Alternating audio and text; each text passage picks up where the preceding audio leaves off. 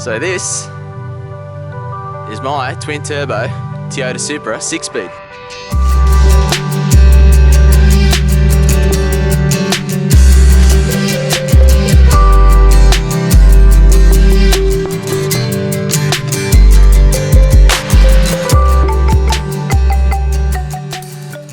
Alright guys, so the Supra is not in the best shape at the moment, but I did buy below my budget, which means that we can fix it up and getting it back to how it should be. It's really hard to find an RZ twin turbo 6-speed, and it got to a point where I was almost going to buy an NA and convert it, but I would have had that at the back of my mind that no, it's not an RZ. So I kept looking, I found this. It's not in the best shape, but at least I get to do it the way I want it. So let's go around and I'll show you a bit about it.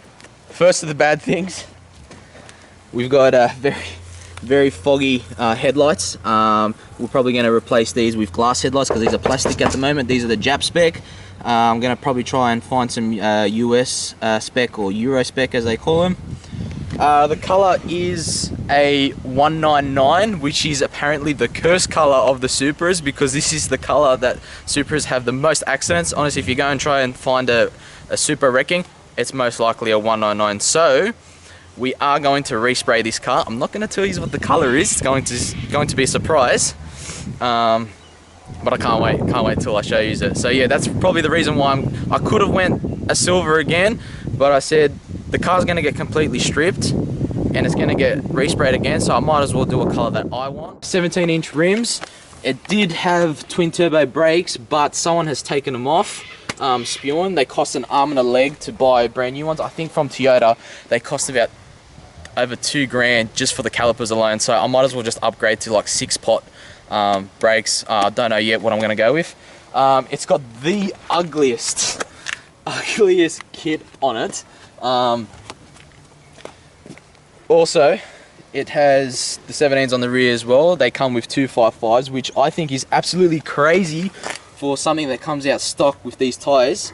We are going to change these tyres, and we are going to probably go.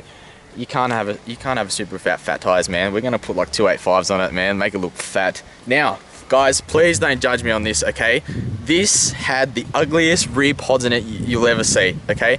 I had to take them off in a heartbeat, but when we took them off, there was half a kilo of sticker flex, or I don't know what not on it. Honestly, I'll try and put a photo of what it looked like before.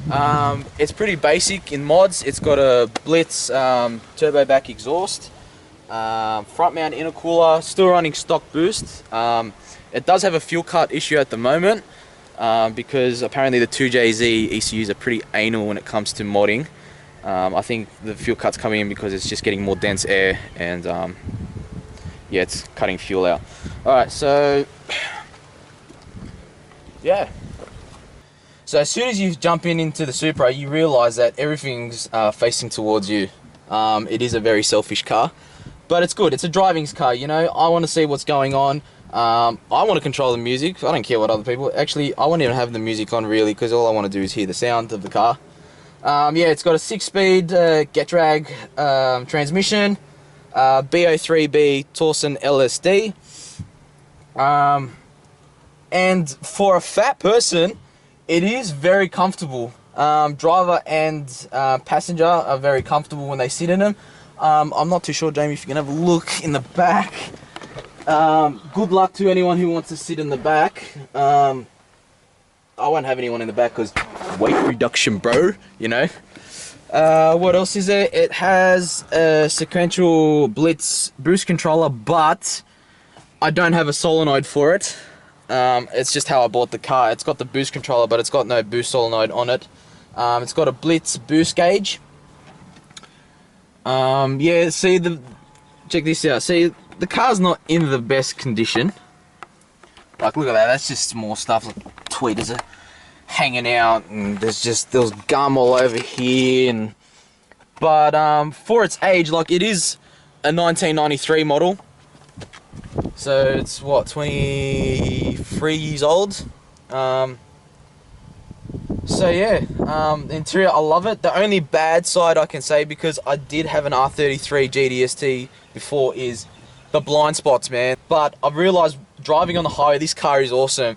You put it in 6th gear, you're at 100 k's, the thing's probably at just under 2000 RPM, and yeah, you're relaxed, you're comfortable. I could easily go for a road trip down to Melbourne with ease. Alright guys, let's have a look at the engine bay now. This engine bay sort of looks like the Need for Speed days. Oh my god, there is so many blue hoses. So yeah, it's standard. I'm still running stock boost. Plans for it. The engine's going to come out because, like I said, we're doing a respray on it. While the car's getting resprayed, we're going to strip the engine apart. It's going to go to Payton at Unique Automotive. We're just going to see if it needs a rebuild. Hopefully it doesn't. We're just going to change the bearings, change all the gaskets on it. Power goals somewhere towards the 500 horsepower, 600 horsepower. Yeah, I want it to be a 10-second car, but it's not all about power because I do want to do track days and Motorcana and stuff like that. I prefer torque and response than horsepower. So yeah, we'll make the engine bay look nice and tidy and make sure it's reliable, and we'll go from there.